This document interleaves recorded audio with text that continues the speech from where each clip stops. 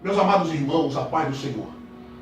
Segue aí o resumo da nossa segunda lição concernente à matéria de panorama do Antigo Testamento. Nós já vimos no primeiro resumo concernente uma introdução ao Pentateuco, que foi o tópico da primeira lição. Na segunda lição, nós vimos sobre os livros históricos, que vão do livro de Josué ao livro de Esther, ou seja, Josué, Juízes, Ruth, 1º e 2º de Samuel, 1º e 2º de Reis, 1º e 2º de Crônicas, Esdras, Neemias e Esther. Ou seja, 12 livros nós estudamos nessa lição. O período que esses 12 livros abrangem é o estabelecimento do povo de Israel na Terra Prometida e o seu retorno do cativeiro babilônico. Esse é o período que abrange aí os livros históricos. Nós vimos uma cronologia dos livros históricos, vimos aí na nossa página 37 do nosso livro, uma cronologia bem pormenorizada de cada um desses livros. Vimos também sobre o livro de Josué, que é o primeiro livro dos livros históricos da nossa divisão bíblica. No hebraico, Yehoshua, que é o Senhor salva, no grego, Jesus, que é o mesmo nome que os gregos, na língua grega, para Jesus. Nós vimos também o nome Josué. Vimos que o seu nome antigo era Oséias, que vem do hebraico Roshea, que significa salvação. Mas Moisés mudou o nome de Josué de Oséias para Josué, que é Yehoshua, que significa o Senhor salva. Está lá em Números capítulo 13, versículo 16. Vimos o porquê dessa mudança, fizemos uma aplicação bem prática que foi para mostrar que só o Senhor é a salvação. Nós vimos também, concernente ao autor do livro de Josué, a tradição rabínica do Talmud acredita essa obra ao próprio Josué. E não há por que duvidarmos disso daí. Vimos aí na nossa aula, bem pormenorizada. Fizemos também uma síntese do livro de Josué. O alvo principal do livro é descrever a ação de Deus em favor do seu povo, no caso Israel. Vimos também que Deus não havia prometido somente a tirar o povo de Israel da escravidão. Vimos lá que Deus prometeu para Abraão tirar o povo da escravidão e também dar a eles uma herança, uma terra. Ou seja, Josué, o livro, vai descrever a conquista e a distribuição dessa terra prometida, mostrando que Deus é fiel para cumprir suas promessas. Vimos um tipo de Cristo no livro de Josué, vimos ali bem pormenorizado, fizemos ali uma tipologia e dividimos o livro de Josué em uma estrutura de 3 divisões, três partes, para ficar mais fácil o nosso estudo. Fizemos ali a primeira divisão, a conquista de Canaã, que vai do capítulo 1 até o capítulo 12. Nós vimos também a divisão da terra de Canaã, que vai do capítulo 13 ao capítulo 21.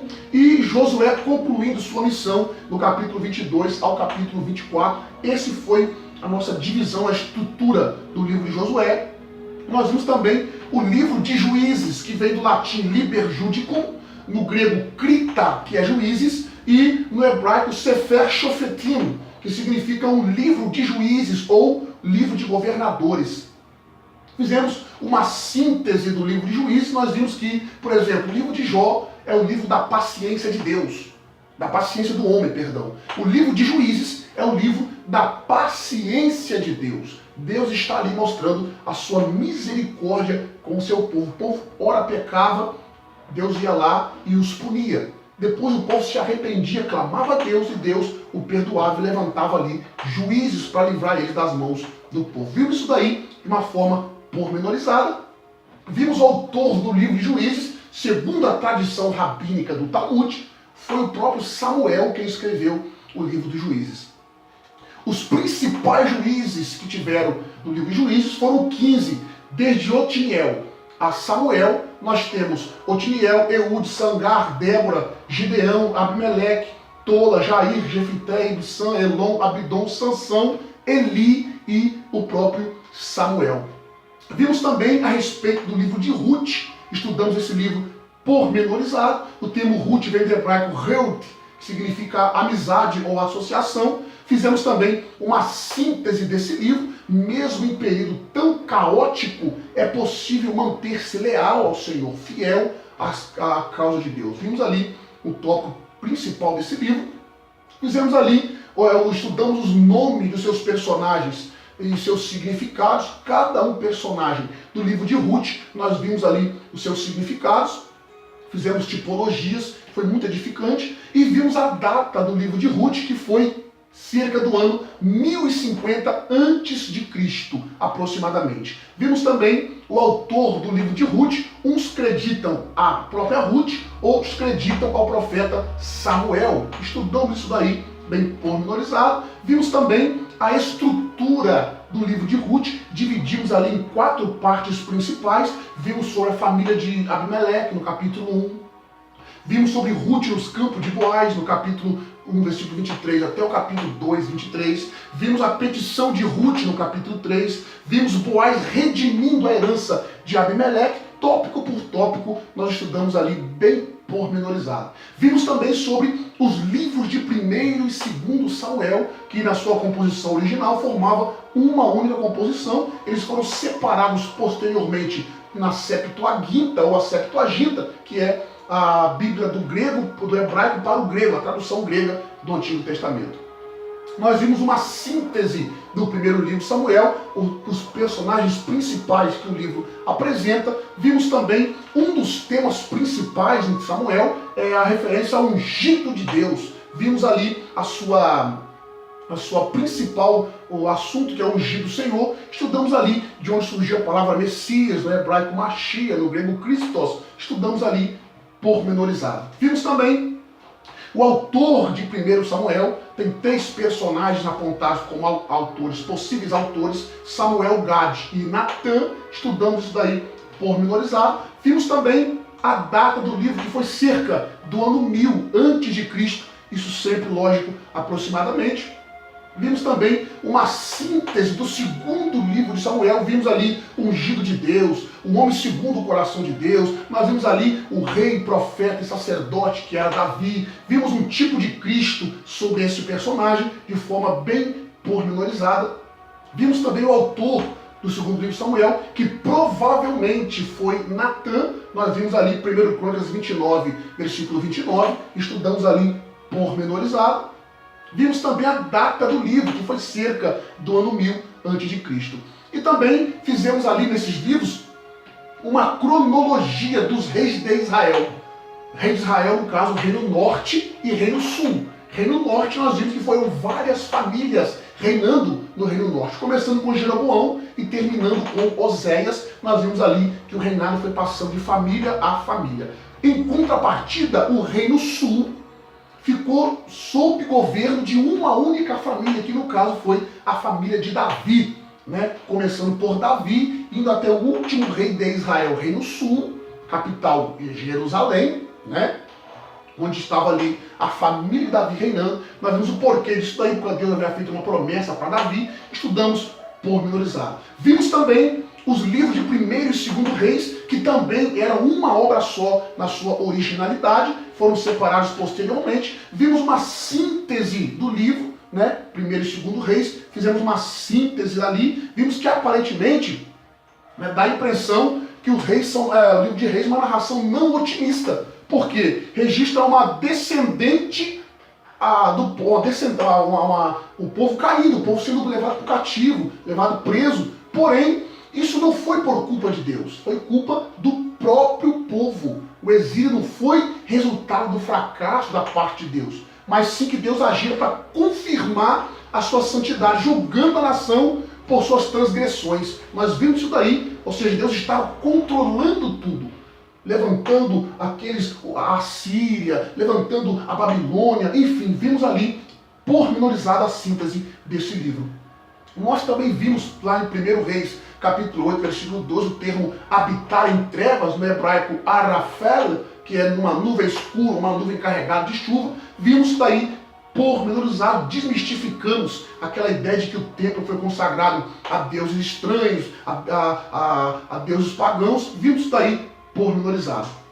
Vimos também o autor de 1º e 2º Reis, que foi possivelmente Jeremias e outros profetas. Vimos aí pormenorizado. E vimos também o autor do livro de 1º e 2º, a data do 1º e 2º Reis, que foi cerca do ano 536 a.C., isso lógico, aproximadamente.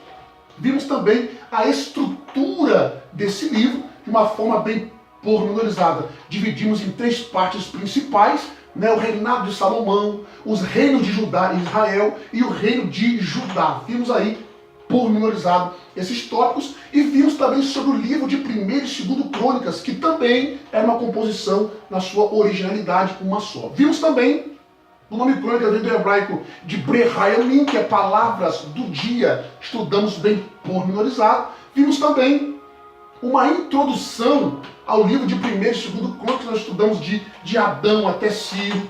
Vimos que foi uma revisão das obras anteriores, no caso 1º e 2º Samuel, 1º e 2º de Reis. Estudamos o motivo da sua escrita, estudamos bem pormenorizado esses temas. Nós vimos também aquele termo, um povo que se chama pelo meu nome. Nós vimos que é o povo de Judá, né? Segundo Crônicas, capítulo 7, versículo 14, se o povo que se chama pelo meu nome se humilhar. Nós vimos que o termo que se chama pelo meu nome, no original é o povo que leva o meu nome, porque dentro do nome dos judeus, Yehudá, tem o nome de Deus, o tetragrama de Deus usado pelo judeu.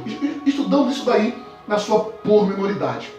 Nós vimos também o título Crônicas, que foi usado pela primeira vez por Jerônimo, né, autor da Vulgata Latina, por volta do século IV depois de Cristo. Vimos também que a Septuaginta usa o nome Paralipômena, que é coisas omitidas. Já os judeus usam de Brehayamim, que é anais ou histórias, coisas registradas no dia a dia. Vimos também o autor do livro de Crônicas, segundo o Talmud, foi Esdras. Vimos também a data do livro, que foi aproximadamente 440 a.C., estudamos isso daí pormenorizado.